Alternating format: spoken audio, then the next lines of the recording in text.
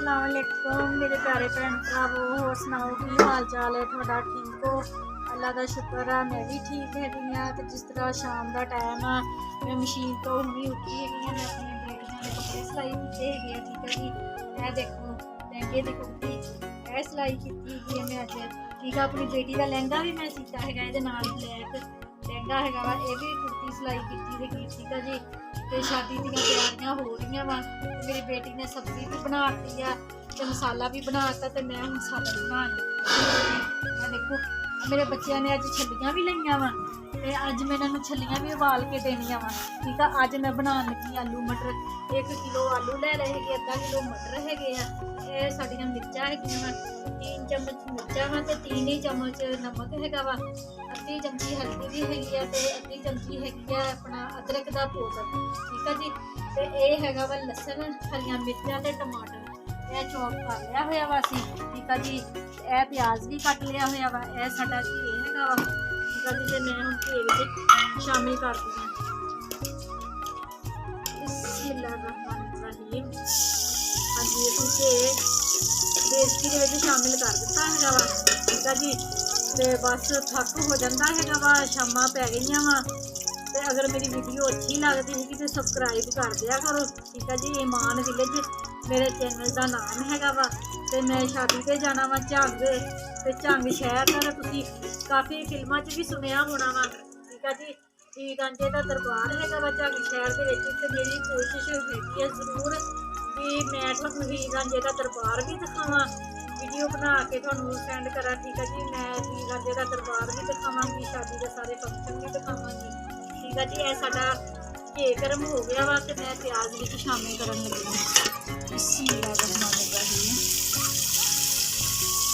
हाँ जी, प्याज शामिल हो गए साडे, प्याज ब्राउन होंदे आ तो फिर असीं दूसरे मसाले भी शामिल करते। ठीक है जी, हाँ जी, यह साडे प्याज ब्राउन हो गए आ। यह देखो जी, देख सकते तुसीं साडे प्याज ब्राउन हो गए आ। ते यह जिहड़े मेरे मसाले हैगे आ यह मैं विच शामिल करन लगी हां। बिस्मिल्लाहिर्रहमानिर्रहीम। मसाले सारे विच शामिल कर ले हैगे आ। ठीक है जी, ते हल्का जिहा पानी का छट्टा दे देना हैगा वा। हल्का जिहा नाल पानी का छट्टा दे देवो ना तो फिर मिर्च सड़दी नहीं। अगर डायरैक्ट घी दे विच मिर्च गिरे ना तो मिर्च सड़ के ब्लैक हो जाती है, तो फिर वो सालन का कलर भी ना अच्छा नहीं लगता है। ठीक है, तो इस तरह नाल हल्का जिहा पानी का छिट्टा लगा दो ना तो मिर्च का कलर जिस तरह का होंदा ना उसी तरह का रहता है। ठीक है जी, यह साडा मसाला भुजदा पिया है, तो मैं तुहानूं दिखांदी ही कि मैं अपना सूट जिहड़ा सिलाई कीता है।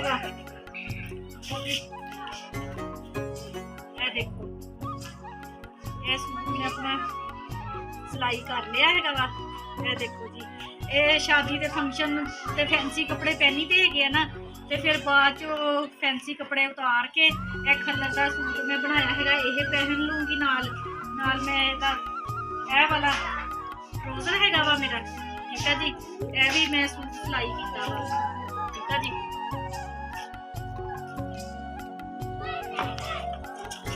साडा मसाला भुज रहा है, अच्छे तरीके नाल मसाला भुनना है वा। मसाला भुज जाए तो समझो सालन बन। देखो जी, साडा मसाला भुज गया है वा, मैनू तो मसाला देख के भुख लग जाती है। ठीक है जी, यह देखो साडा मसाला जबरदस्त भुज गया है, तो मैं विच आलू पान लगी हाँ हुण। बिस्मिल्लाहिर्रहमानिर्रहीम। असीं अज बना रहे हैं आलू मटर। ठीक है जी, मैनू आलू मटर बहुत ज़्यादा पसंद है, इसलिए ना मैं आलू मटर बना रही हूँ अज। मैं अद्धा किलो मटर लाए थे, कढ़ लाए आ, तो यह भी हुण मैं विच शामिल कर लगी हाँ। हाँ जी, असीं मटर भी विच शामिल कर दिते, इन्होंने थोड़ा जिहा भुनांगे, भुन के तो फिर हल्का जिहा असीं विच पानी पा देंगे जिन्ना क सानूं जरूरत हैगी आ। ठीक है जी,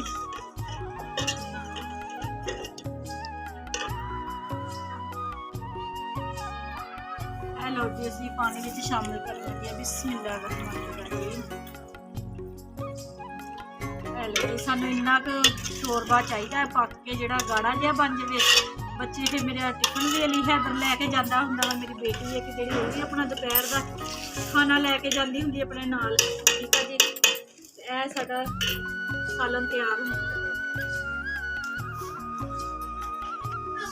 हाँ जी, साडा सालन गया वा पक ते छलियां मैं उबलने वास्ते रख दित्तियां वा। ठीक है जी, ते मैं बना रही हूं रोटियां। ये देखो जी तवी दे उत्ते माशाल्लाह बहुत जबरदस्त रोटियां बन रही वा। ठीक है जी, ते अगर मेरी वीडियो तुहानू अच्छी लग रही है तो मेरी वीडियो नू लाइक करना वा, सबसक्राइब करना वा ते घंटी दा बटन लाजमी दबा देना हैगा वा।